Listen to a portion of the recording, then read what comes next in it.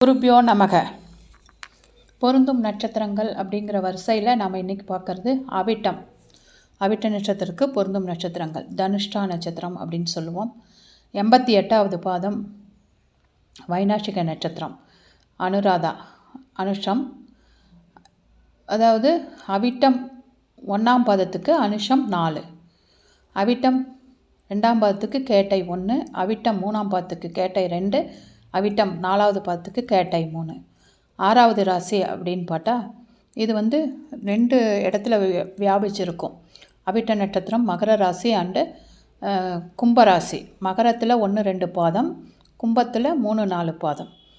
அப்போ 6வது ராசி அப்படின்னு வரும்போது மகரத்துக்கு மிதுனமும் கும்பத்துக்கு கடகமும் வரும். 8வது ராசி அப்படின்னா மகரத்துக்கு சிம்மமும் கும்பத்துக்கு கன்னியும் வரும். ஸோ இதை நீங்கள் உங்கள் குழந்தைங்க எந்த ராசியில் இருக்குங்கிறத பார்த்துட்டு அதுக்கு தகுந்த மாதிரி நட்சத்திரங்களை நீங்கள் செலக்ட் பண்ணிக்கணும். 6, 8 விட்டுறணும்.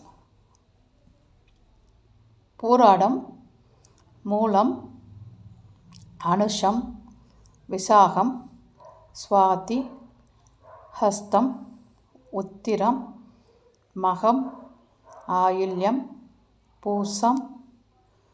ஆயில்யம்னா ஆஸ்லேஷா, பூசம் புஷ்யாமி, புனர்பூசம் புனர்வசுன்னு சொல்லக்கூடியது, திருவாதிரை.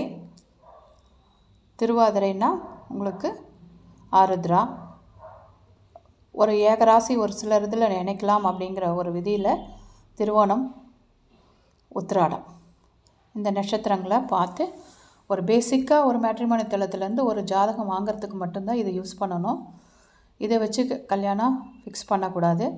உங்கள் பக்கத்தில் இருக்கிற ஜோசியரிடையுமோ இல்லை உங்களுக்கு பிடித்த ஜோசியரிடம் யாருடையாவது குழந்தைங்களோட முழு ஜாதகத்தை காமிச்சு தான் திருமணத்தை பொருத்தம் பார்த்து முடிவு செய்யணும்.